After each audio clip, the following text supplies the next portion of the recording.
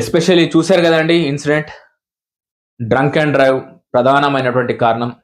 Yes, recent గానే మనకు VC Sajjanar గారు హైదరాబాద్ కమిషనర్ గా ఛార్జ్ తీసుకున్న తర్వాత ప్రెస్ మీట్ లో ఒక కీలకమైనటువంటి విషయం మాట్లాడారు. ఏంటంటే డ్రంక్ అండ్ డ్రైవ్ పైన ఉక్కుపాదం మోపుతాననేసి. ఎస్పెషల్లీ ఏంటంటే drunk and drivers are equal to suicide bombers అని అన్నారు. కానీ సూసైడ్ బాంబర్స్ కన్నా డేంజరస్ గా ఈ డ్రంక్ అండ్ డ్రైవర్స్ ఉన్నారు ఇవాళ. ఎందుకంటే సూసైడ్ బాంబర్ కి అట్లీస్ట్ తెలుసు ఎవరిని చంపాలి అనేసి, వాళ్ళ టార్గెట్ అనేది వాళ్ళకి తెలుసు. కానీ ఈ డ్రంక్ అండ్ డ్రైవ్ లో మత్తి తప్పి సోయి తప్పి ఎవరిని చంపుతారనేది కూడా తెలియదు. వీళ్ళు సూసైడ్ బాంబర్స్ కన్నా డేంజర్ అనేసి ఆ యొక్క వీడియో చూస్తుంటే మీకు క్లియర్ గా అర్థమైపోయి ఉండొచ్చు. ఎస్పెషల్లీ ఏంటంటే ఆ మహిళ, అభం శుభం తెలియని మహిళ ఈ యొక్క కార్ యాక్సిడెంట్ లో ప్రాణాలతో కొట్టుమిట్లాడుతుంది. తన ప్రాణాలు భగవంతుడు రక్షించాలని కోరుకుంటున్నాను. ఎస్పెషల్లీ ఎందుకంటే నాకు ₹1,00,00,000 కారు ఉంది, నా వెనకాల 100 కోట్ల ఆస్తి ఉంది అనేసి మీరు రోడ్డు మీద విర్రవీగొద్దు. మీరు చేసే తప్పు ఎదుటి వాళ్ళు బలి కావద్దు.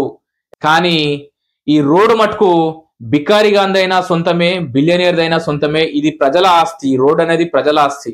సో నాకు ₹1,00,00,000 కారు ఉంది, నా వెనకాల 100 కోట్ల ఆస్తి ఉంది అనేసి మీరు రోడ్డు మీద విర్రవీగొద్దు.